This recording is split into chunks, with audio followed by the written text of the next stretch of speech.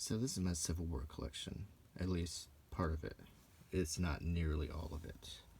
I have lots of stuff, lots of videos worth, but these are a few things I just wanted to show you tonight that I think are just kind of interesting. So I have my cup of coffee here.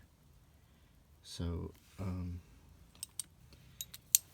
this cannon and caisson set,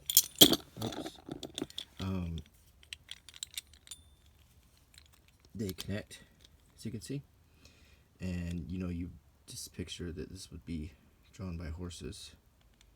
I've had this for many years.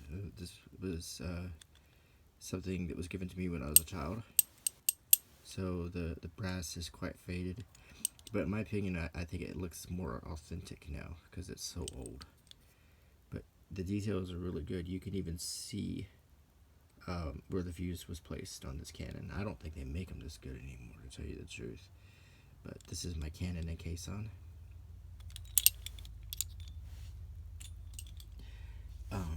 This is a spent mini ball that was fired and hit something during the Civil War. These are still found all over the country. You can generally find these for sale in close proximity to Civil War battlefields, but be on the lookout. More and more you're starting to see fake ones turning up, where they just they go to a sporting goods store and buy a mini ball and then they paint it white. So yeah, genuine lead mini balls do corrode with this color, this cream color. And this is the real thing, because this has been mine for a very long time.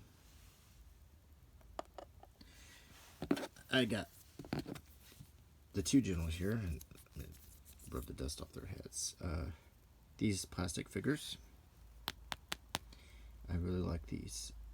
I don't know if they make them anymore, but years ago I was able to find the two commander figures. They're not posable, but they look good.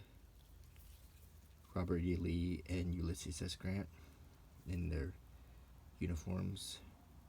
Yes, they are dusty. I definitely have a dusting problem in my room. I need to get the Swiffer going. But yes, these two guys live on my Civil War bookcase, and they protect it. I like the details on these figures, like Robert E. Lee's watch, his binoculars, Grant in his usual pose, his kind of casual pose, with his hand in his pocket, his other hand kind of holding on to his lapel here, his epaulets. Lee was a full general, but Grant was a lieutenant general at that time. He wasn't a general of the army yet. That was the highest rank there was in the Union Army. So he had 3 stars.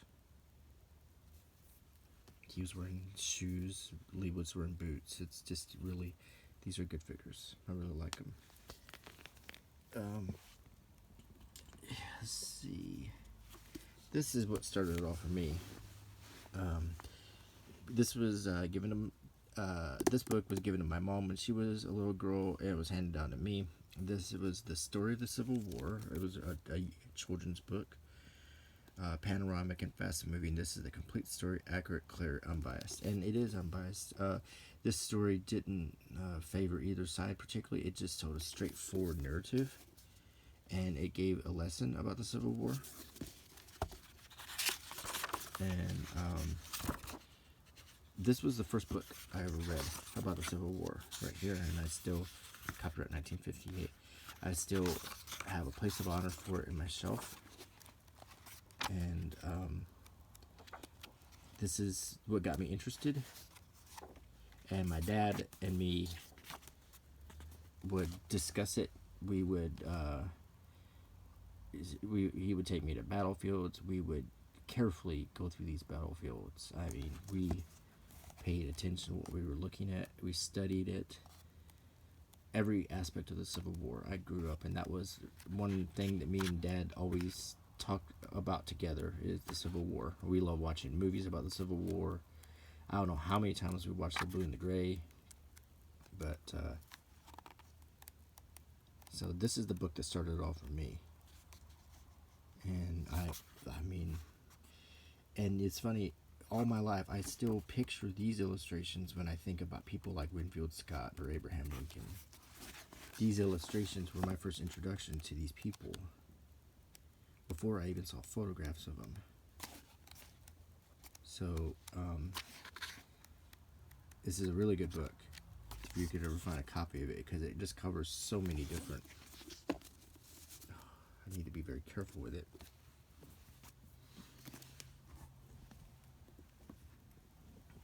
This book is The Civil War in Pictures, and this is a very special book. I wish I had the dust jacket, but copyright 1955. Preface.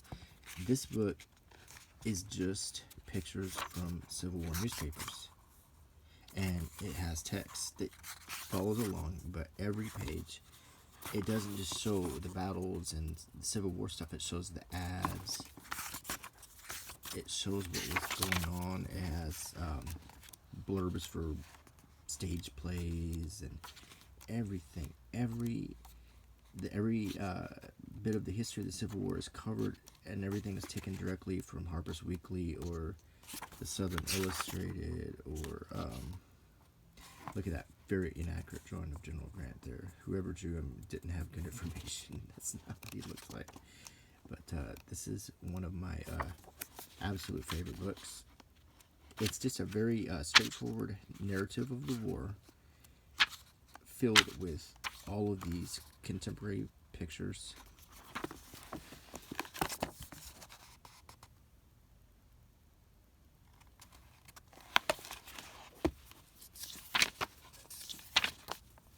Drawn by the field artists. And look, it's a women's fashion. It's trying to give you a feel for the time period. It's like a time capsule book, as you can see.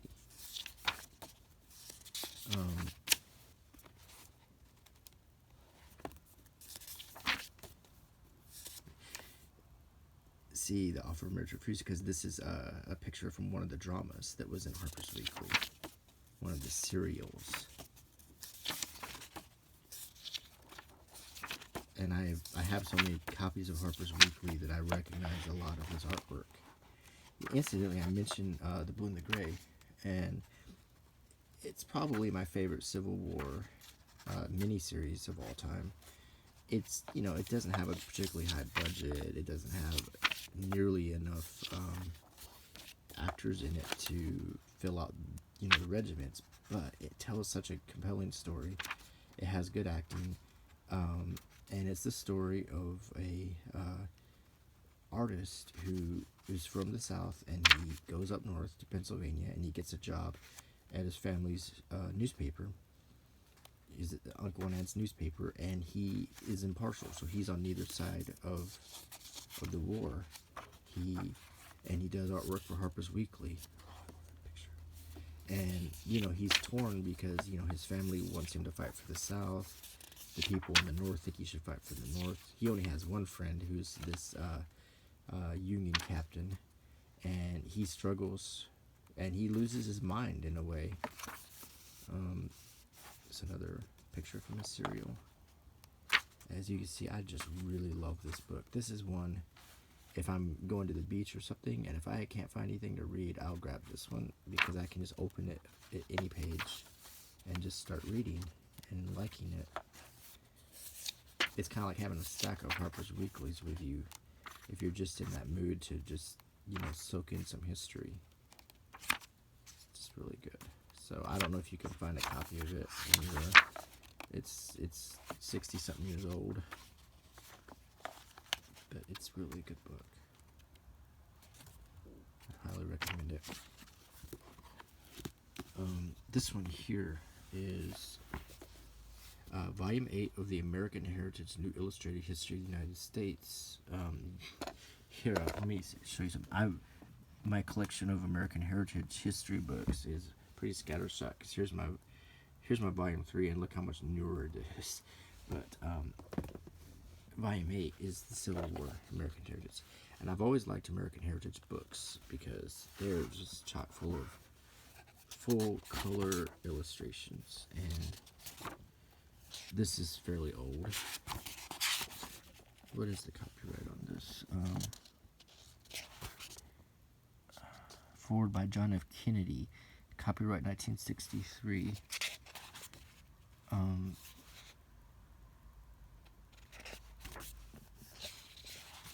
Yeah, John F. Kennedy writes the foreword in this book. So, wow, that's pretty awesome.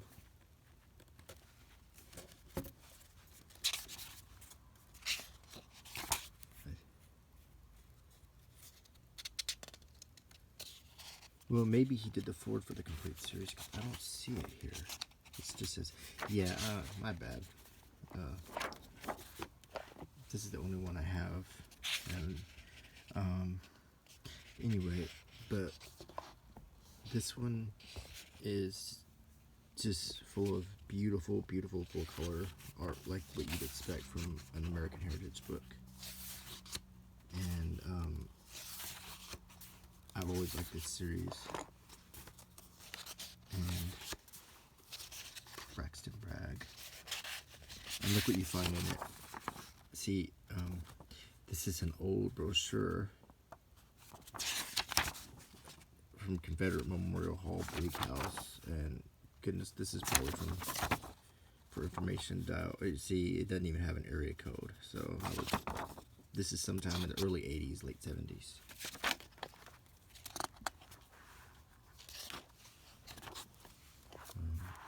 Yeah, American Heritage was like the king of great full color illustrations in children's books. And yeah, American Heritage is, in my opinion, pretty much a children's book. But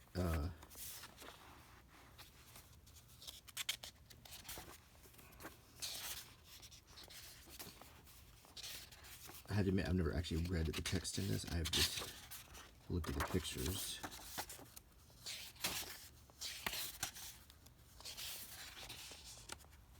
Because I have, if you continue to watch my channel, you'll see how many Civil War books I have, and it's still a process of reading them. Hey, look, it's a Hunley.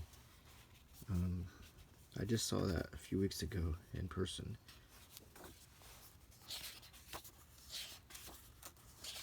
This is the kind of stuff I love right here. This kind of artwork. Just stunning.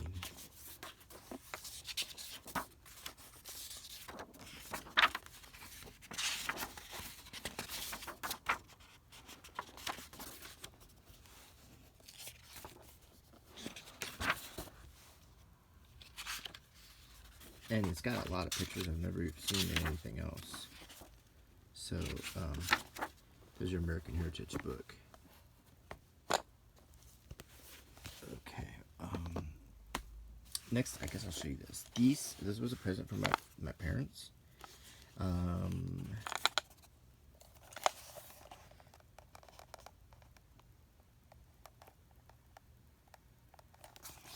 The Georgiana was a blockade runner that was attacked in Vicksburg, and it was sunk. And back in the 80s, they dredged up things from it, and my parents bought me one of the things they dredged up, which is in this box. And these are some items, including a mini ball, a musket ball, some pins, a button, a piece of glass that was dredged up from the Georgiana. Piece of it almost looks like a shell. It's and all on a bed of cotton. It's very interesting little shadow box of Civil War artifacts, and this is one of my favorite things in my collection. And I've had this since I was a little kid.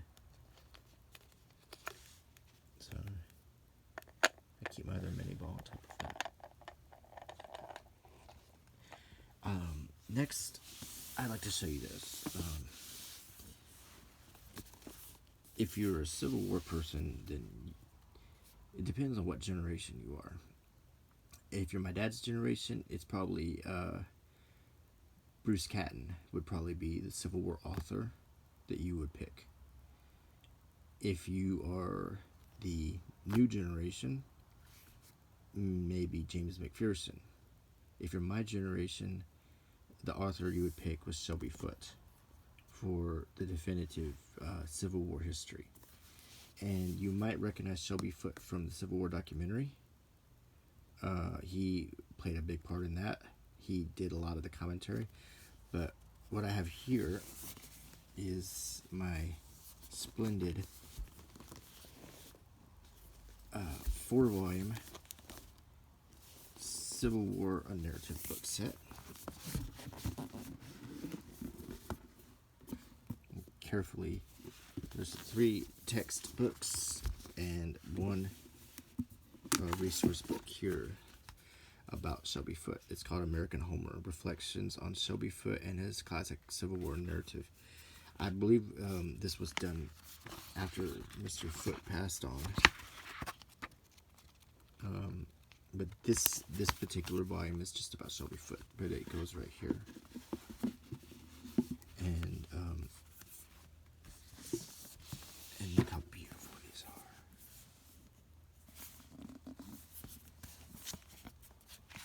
Please ignore my ridiculous bookmark there. Okay. The end covers are color maps of the war. And as you can see, depending on which volume you start reading, the end papers change to put you at the time period in which you're reading. So, see, very nice touch. The books are each different with silver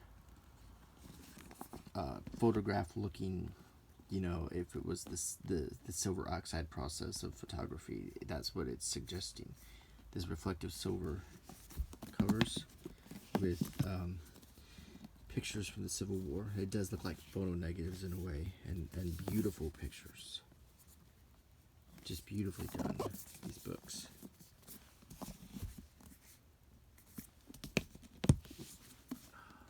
And then, I mean, this is some deep reading here. The paper is very thin. It's quite thin. There's a lot of text. It reads very well.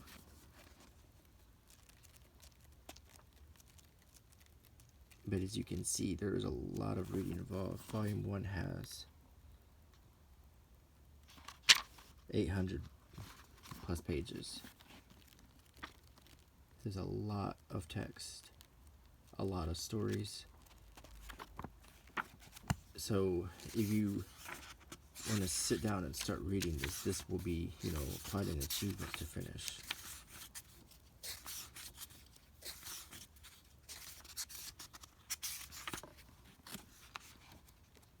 Now, truthfully, I have not read these books cover to cover. However, I have indexed and referenced from these books many times when I have a question or I want clarification about something in the Civil War. I go straight to these books.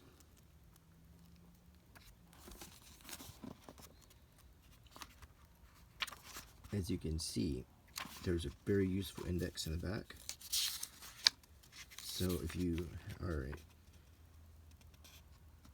have a question about something, you just kind of decide what volume it would be in based on what time period it was.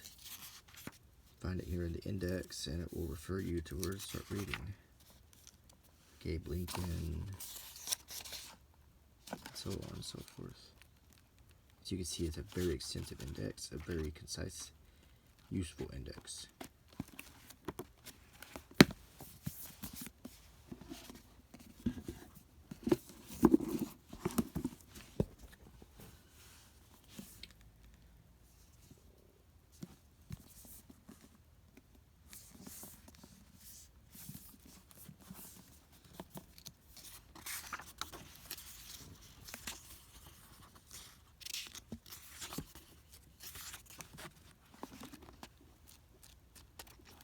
Fredericksburg in Maryland has 900 and some plus pages.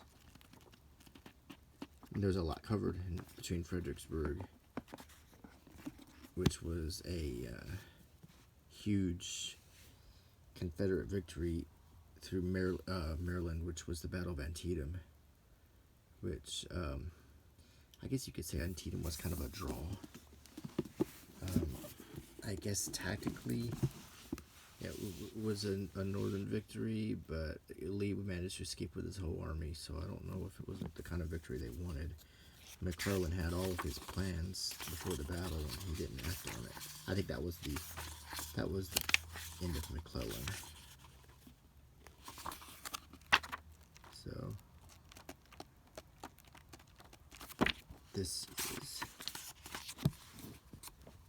Red River to Appomattox. So, of course, Appomattox was the end of the Army of Northern Virginia. Of course, Joe Johnston would still continue on before his official surrender, and I think Stan Waddy maybe was the last Confederate general to surrender. So there you have it, the Civil War narrative. If you're a Civil War buff, you need this in your bookshelf. Okay, next I'm going to show you this recent find I have here. This is called The Civil War State by State, and I just found this book, and it's quite long, but the cool thing about this book is it gives you a guide of what exactly went on the Civil War by the state. So Alabama, from page 10 to page 28, it covers everything that's important to know about Alabama during the Civil War. But it's not just the prominent states in the war, the North and South. It also covers California. It covers the Dakotas. It covers places you might not associate with Civil War so much. New Mexico, Arizona, Oregon, Utah. I mean, it gives you an idea of what was happening all over the country, not just in this part, but everywhere.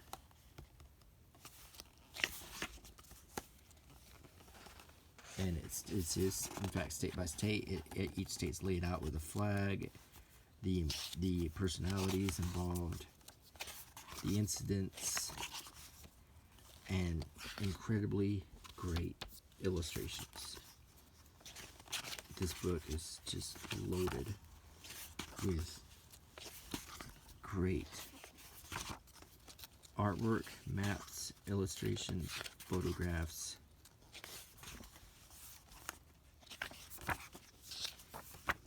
Incredibly fun reference to just lose yourself in. Get your reading light going on. Get a comfortable place. Pour yourself a cup of coffee. Speaking of that, I have some.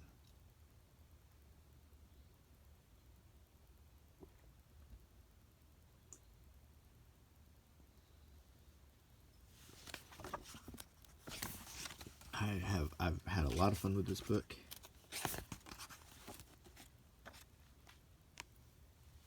I love how they tinted the photographs back then.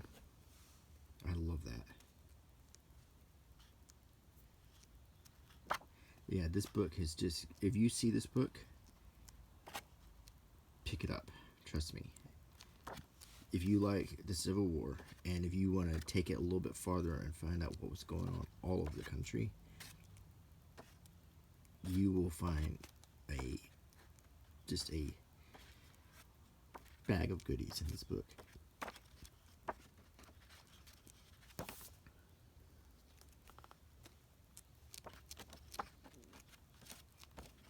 Highly recommended. Air warfare, yeah. The Civil War had the first submarine sinking a ship, had the first Air Force.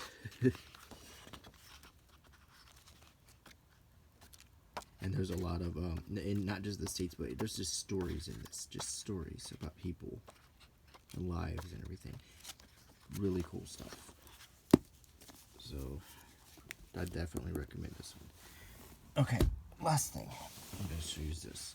So, this is the 150th anniversary of the Civil War Commemoration box gift set for the two movies by Ted Turner, Gettysburg and Gods and Generals. So I'm going to show you this. I'm going to tell you what I think of it. I'm going to review the movies and these versions of the movies. So if you've seen this set and if you thought about buying it,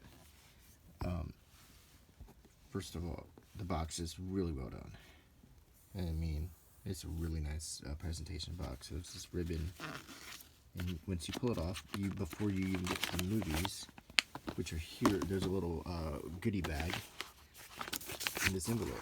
And I'm just going to show you the contents of that. So, what you get is this coin with Abraham Lincoln on it, and it's a Civil War coin. It's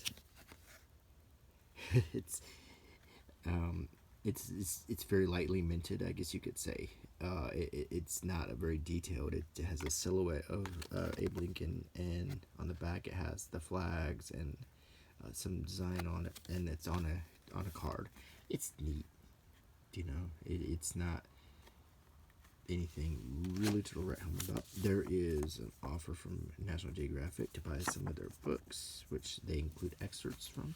There is this Civil War 150 Years Later by Time. I believe I have this in my collection. I didn't pull it out, but I can show you in another video. I have it in a couple of volumes. And By Gone with the Wind, the movie. And here is a special 32-page excerpt from this book that they have an offer for here. And there is Journey Through Hollowed Ground. And it's an offer to not only visit Gettysburg, but get a magazine subscription and, you know, the Gettysburg Battlefield. Here is a very lovely map.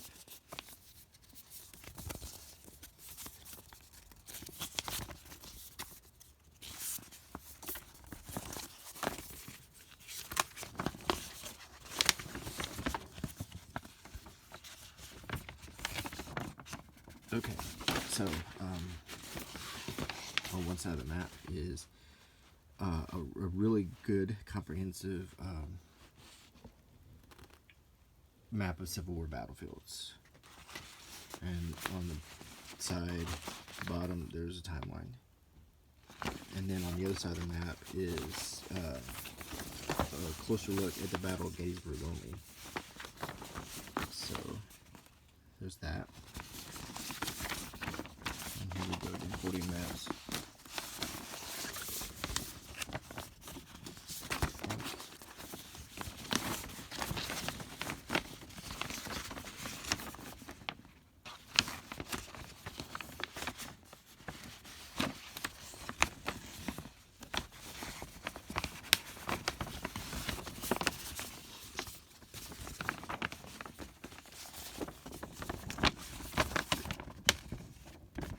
I'm a terrible map holder. I must tell you.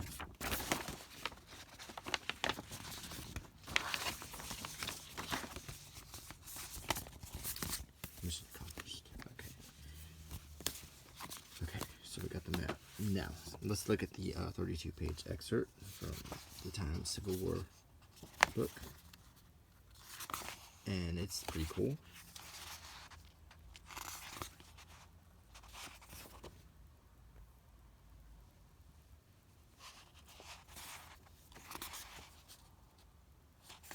And it just covers Gettysburg and Vicksburg and the other things that were going on at that time in 1863. 4th of July, Gettysburg Address. A lot happened that year. Not only that, 54th Massachusetts also was working their way up to Battle of Wagner during this time too. It was a very eventful time period during the Civil War.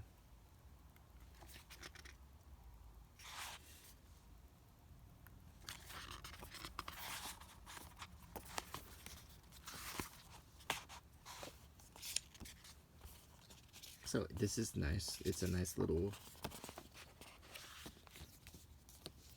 interesting promotion for this. And finally, civil artifacts and correspondence. This is the final enclosure, and it's a nicely done little book that shows you pictures of civil artifacts, and like this belt buckle that's been shot, letters and ephemera, and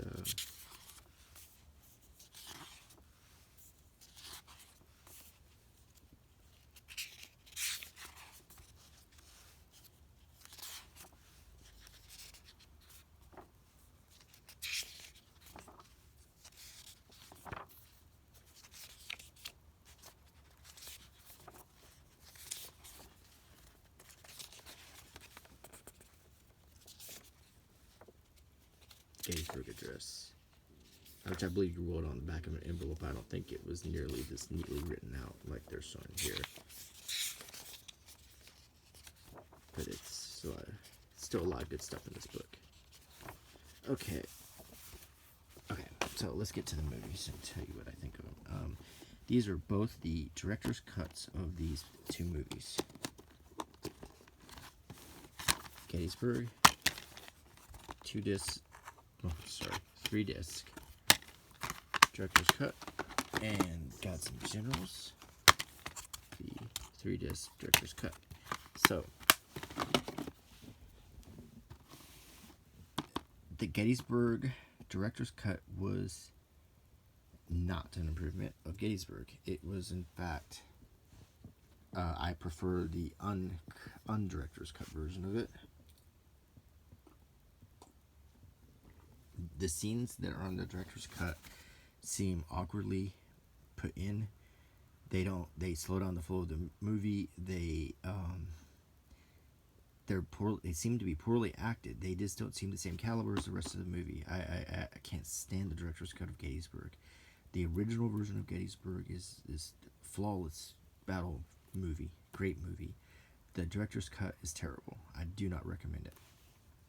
Contrarily, Gods and Generals, the uncut, the original version, the theatrical version of Gods and Generals is not a good movie, but the director's cut is the superior movie. So, this is the good version of Gods and Generals. This is the bad version of Gettysburg. And if you've seen them, I'm sure you know what I'm talking about, especially in Gettysburg. You're watching it and you cringe when you see the scenes that were added back into it. The extended version of Gods and Generals does not make this into a perfect movie by any means. Gods and Generals is a deeply flawed movie. I think they waited way too long to make the movie. I think that it was jarring to see the actors who had noticeably aged, supposedly playing younger versions of themselves. It was peculiar to see the actor who played General Pickett in Gettysburg become Stonewall Jackson in Gods and Generals, although I think he did a pretty decent job as Stonewall Jackson. Lee was too old for the beginning of the movie. He didn't have a white beard at the beginning of the Civil War. Chamberlain just looked much older than the newly minted officer we saw in Gettysburg, which is supposed to be after this. By the end of Gods and Generals, Jeff Daniels Chamberlain looks like he is seasoned. Yet when we begin Gettysburg, Chamberlain is a young idealistic officer again. So what happened there? Sergeant Kilrain in Gettysburg was a great character. In Gods and Generals, he just comes off as a sycophant. This character is ruined. So there's a lot of flaws. The plus side of Gods and Generals, the director's cut, is the whole John Wilkes Booth subplot, along with him crossing paths with Harrison, the spy from Gettysburg. Um, Several added back in scenes at the beginning before the Battle of Bull Run that make Stonewall Jackson's speeches make more sense, as well as the whole Battle of Antietam, which was cut out. Um, so there was a lot of good things in the director's cut. So that's my opinion on these two movies. I when I want to watch Gettysburg, I watch the theatrical version. When I want to watch Gods and Generals, I sit back and watch this 6 hour version. So that's how I feel about it. And although when it comes down to it, still my favorite two Civil War movies are The Horse Soldiers and The Blue and the Gray, and that's all there is to it. And after that would be Gettysburg. Um, those are my favorite Civil War movies. So I hope you enjoyed me rambling and this first look at some of my Civil War collection. And I hope you like my channel. I hope you like this video and give it a thumbs up and subscribe to my channel if you haven't done so already. If you'd like to leave a comment, I enjoy reading them, and I do get around to answering almost all of them. Some I just think, are asking for a response, or they're just a comment in general. Some, but if it's a question, I do get around to answering questions, and I do move a little slow on comments, but I do get around to it. So, and I certainly read all of them. Anyway, I thoroughly have enjoyed making these videos, and I see from your comments that you like watching them, so I'll keep doing it. All right, I'll see you tomorrow night.